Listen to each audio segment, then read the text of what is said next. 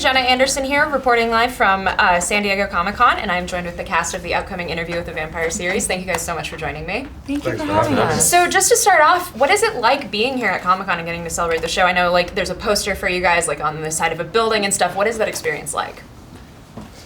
Pretty overwhelming. It's a lot.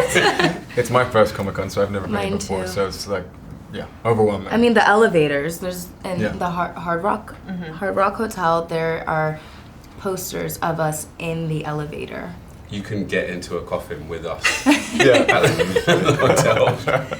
My son's a comic book artist. He goes to the Harry Bogosian, and he goes to these all the time, but I never knew what they were. I like, where are you going? What is it? And now I know the level of Now I lunacy know. that you're in the midst of. Fandom. Amazing. Well, so kind of going off of that, obviously we're at Comic-Con, it's like a mecca of comics and collecting and anything. Do you guys collect anything? Is there anything you're going to kind of be on the floor looking for? I know you were eyeing the Jurassic Park figure before we got started here. Yeah, no, I collect figures, and but I really like kind of like off figures. So like, when I go on holiday, and I love those ones that are like, it's Superman, but he's like skinned as Spider-Man. And it's like Spider Super Spandex Super Guy Man. Like I collect them. And what was the one and you bought comics as yesterday? well. You bought a really good one yesterday. I did. I got a Saitama Funko Pop, and I got some Scott C Greatest Showdowns. Yeah, that's the greatest showdowns. They were I awesome. got a Nedry one, and I also got the Spinal Tap one with the little. So I'm gonna stop. I took Sam and Eric. This is my third Comic Con. And I took Sam and Eric onto the floor, and I think they were like, "Oh, we thought." We thought you were a normal person. I loved it. I just can't believe some of that. I'm not. It's amazing. Well, Yeah. so going to Interview with the Vampire, obviously this franchise and Anne Rice's work is so iconic in its own right. Were any of you familiar with the book or with the movie like before signing on, and did that add any sort of pressure if you were familiar? Yeah, I mean, super familiar. Huge fan of the books. Huge fan. When I read that it was going to be made into a TV show, I just was really hopeful that I had the opportunity to audition for it.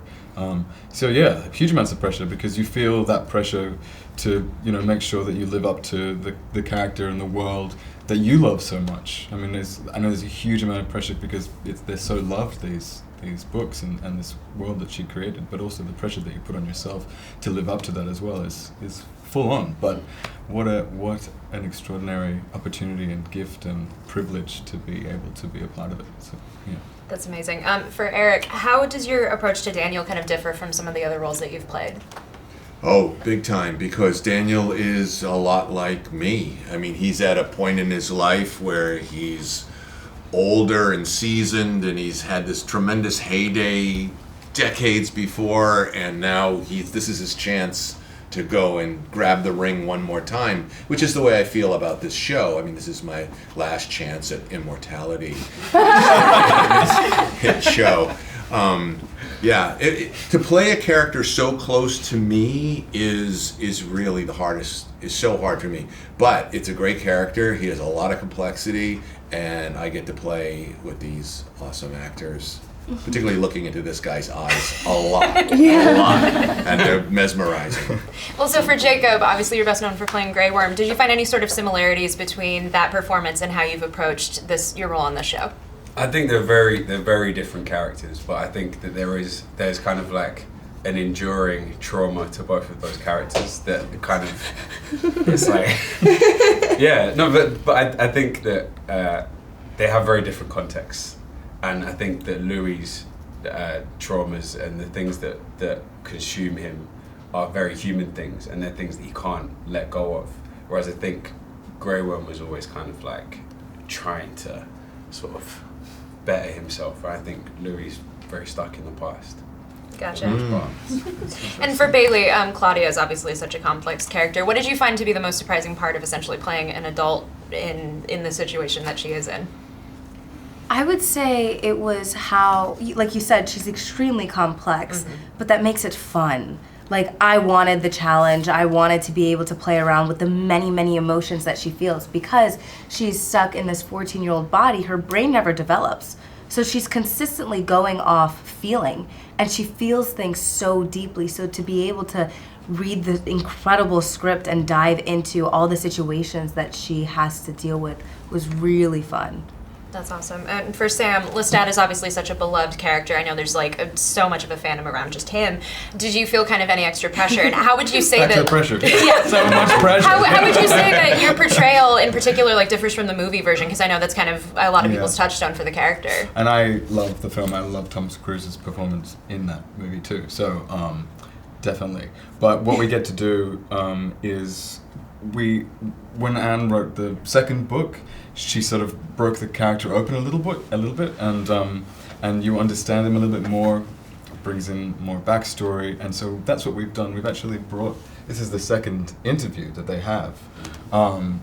In order for Louis to sort of have a bit more of a new, for a number of reasons, but also in order for Louis to have a more nuanced version of Lestat. So I get to bring in all of these fantastic elements that she sort of talks about in the books that you don't get to really see in the movie because it was only 2 hours, and also because it was more based on that original book, and we're sort of looking at the whole universe. So it's super exciting. And so, what was it like getting fitted for fangs? Because I heard that was a whole experience in and of itself. You have to have a digital scan of the inside of your mouth, which is weird and fun.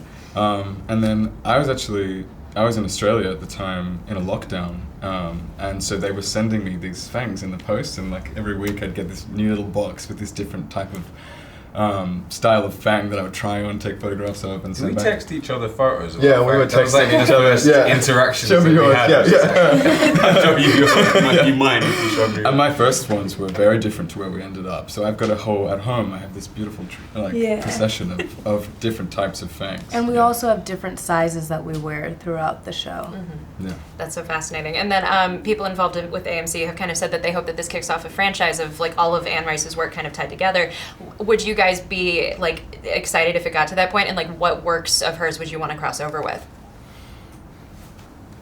Or can you not We say? should, yeah. Well, there's so much we can say. I think it's probably a question for AMC, but I think if that happened, we would be very excited. I've already texted Rolin on numerous occasions and been like, I just want to be in a room with Gabrielle and Marius. I just want to sit with them. Yeah. Awesome. Well, thank you guys so much for taking the time to talk to me. Be sure to watch the Interview with the Vampire when it arrives on AMC later this fall, and keep an eye on Comicbook.com for all your San Diego Comic-Con news.